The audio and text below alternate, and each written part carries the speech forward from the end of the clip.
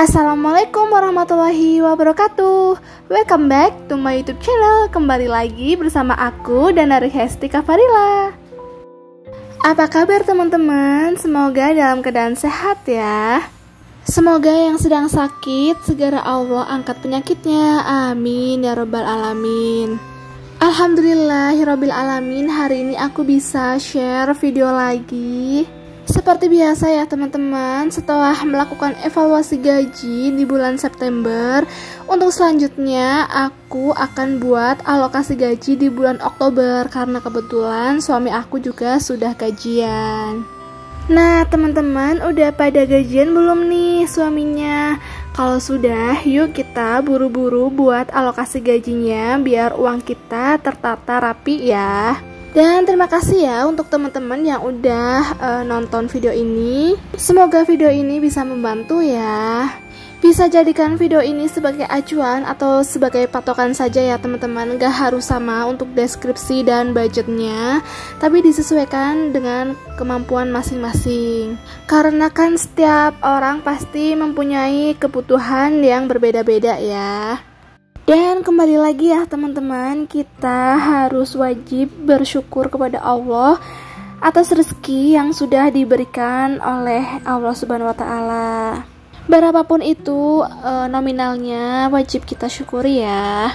Nah teman-teman, untuk awal melakukan budgeting itu nggak semuanya itu berjalan dengan lancar ya. Jadi dulu pas aku mengawali budgeting pernah mengalami boncos atau boros juga ya teman-teman. Nah dari situ kita bisa mengevaluasi lagi, kita bisa mencari di bagian mana yang terlalu boros dan kita mengurangi anggaran yang nggak seharusnya ya.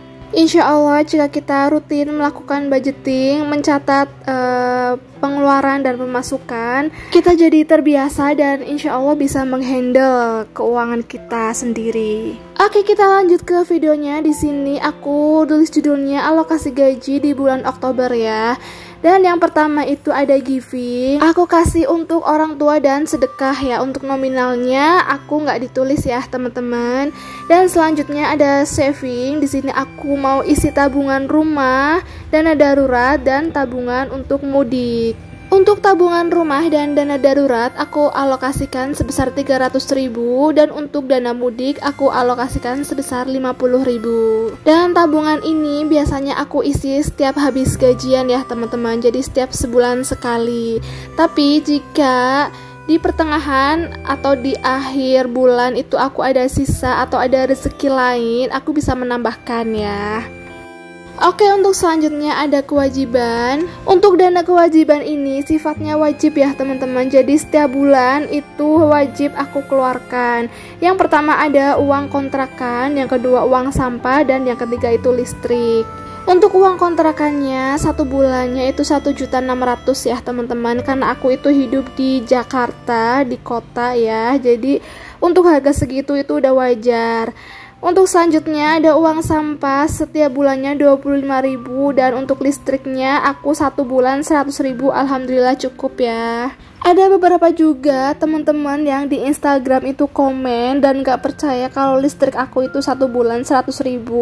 Tapi memang pada kenyataannya seperti itu ya teman-teman. 100.000 itu kadang lebih sampai beberapa hari. Nah untuk teman-teman sendiri biasanya biaya listriknya satu bulan berapa ya? Nanti bisa sharing di kolom komentar ya. Selanjutnya di sini ada living. Yang pertama itu ada kategori groceries, aku alokasikan sebesar 1 juta. Dan selanjutnya ada gas dan galon sebesar 100.000. Lalu untuk food sebesar 500.000. Lalu ada snacks 200.000, health 50.000, eating out 300.000. Dan selanjutnya ada unexpected sama kuota. Di sini unexpected aku alokasikan 250.000, untuk kuotanya 200.000 karena yang pakai aku dan suami. Di sini unexpected itu dana tak terduga atau dana untuk jaga-jaga ya teman-teman.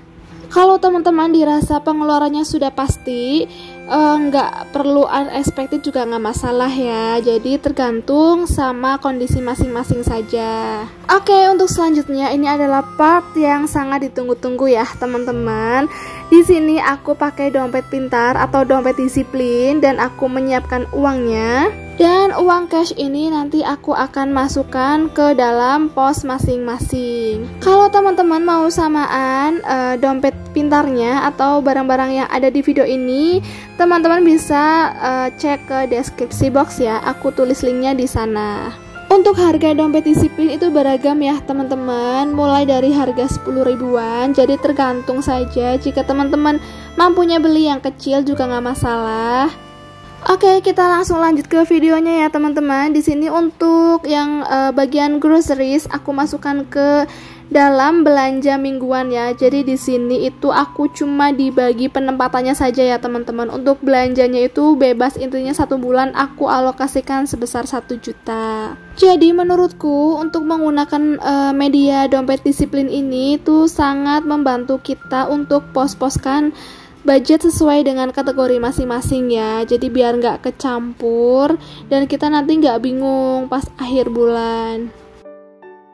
Di sini untuk biaya kontrakan, listrik dan kuota itu aku pakainya by transfer ya teman-teman. Dan untuk kategori eating out itu aku gunakan untuk makan di luar. Dan biasanya aku makan di luar itu nggak sama suami aja ya, tapi kadang aku ngajak kakak dan adik ipar dan juga mertua aku. Karena mereka juga sering banget main ke rumah dan di situ kan aku harus masak ya teman-teman, dan di situ aku ngambil dana ini. Jika dana eating out aku itu kurang, itu nanti aku biasanya ngambil ke dana unexpected. Oke, di sini aku udah selesai memasukkan uang-uangnya ke dalam dompet pintar, dan untuk selanjutnya aku akan masukkan uang tabungan. Dan untuk uang tabungannya aku simpan di binder seperti ini ya teman-teman. Teman-teman boleh coba, karena dengan cara kayak gini ini sangat membantu banget kalau menurut aku ya. Di sini untuk dana tabungan rumah aku alokasikan 300.000 setiap bulannya, dan untuk dana daruratnya juga sama 300.000. Di sini aku ada target 10 juta ya untuk membantu orang tuaku yang lagi bangun rumah di Kota Tegal, dan alhamdulillah tinggal beberapa kotak lagi tabungannya akan selesai. Selanjutnya di sini aku akan isi dana darurat. Untuk teman-teman jangan lupa harus punya dana ini ya, karena dana darurat itu penting banget. Dan dana darurat ini sangat membantu banget ya jikalau suatu saat yang ada sesuatu yang gak kita duga ya, jadi ngambilnya pakai dana darurat ini. Contohnya ada COVID, di PHK, kendaraan rusak, menjenguk orang sakit, kondangan. Kalau aku juga pakainya dana darurat ini. Tapi naudzubillah ya teman-teman, semoga kita selalu dijauhkan dari hal-hal yang buruk. Tapi seenggaknya kan kita selalu jaga-jaga ya, kan siapa tahu ada apa-apa. Jadi dana ini tuh pasti bakal dibutuhkan banget, berapapun nominalnya ya teman-teman. Jadi kalau bisa setelah gajian kita harus menyisihkan dana darurat di awal. Kalau dana darurat dirasa sudah cukup, baru sisanya kita tabung. Untuk dana darurat itu harus berapa sih? Jadi kembali lagi sesuai dengan kebutuhan ya. Kalau misalkan dirasa kebutuhannya itu pas-pasan, jadi dana darurat juga nggak terlalu besar, nggak apa-apa. Tapi aku waktu itu pernah baca kalau dana darurat itu jika masih single 6 kali pengeluaran, jika sudah menikah 9 kali pengeluaran, jika sudah menikah dan punya anak 12 kali pengeluaran. Begitu ya teman-teman, nanti bisa diatur sendiri. Dan lanjut ke videonya ya teman-teman. Di sini aku juga isi tabungan untuk mudik. Per bulannya aku sisihkan 50.000. Dan ini juga aku baru 3 kali ya. Aku baru 3 kali ngisi tabungan ini, karena dipikir-pikir ternyata butuh juga, karena aku juga beberapa kali sering mudik. Alhamdulillah udah selesai ngisi tabungan dan bagi-bagi uangnya. Untuk kategori giving sama kontrakan dan listrik itu aku by transfer ya. Kalau untuk listrik aku biasanya belinya lewat Shopee atau lewat online. Dan untuk sisa uangnya ini biasanya aku simpan terpisah di pouch yang lain ya. Jadi suatu saat kalau misalkan ada sesuatu yang kurang, aku bisa ambil di sisa uang gaji ini. Oke teman-teman, mungkin segitu aja videonya. Terima kasih yang udah nonton sampai habis. Semoga video ini bermanfaat ya. Dan teman-teman jangan lupa untuk like video ini, tulis di kolom komentar ya. Dan jangan lupa di-share ke semua sosial media. Yang belum subscribe, jangan lupa di-subscribe ya. Terima kasih. See you on the next video. Wassalamualaikum warahmatullahi wabarakatuh.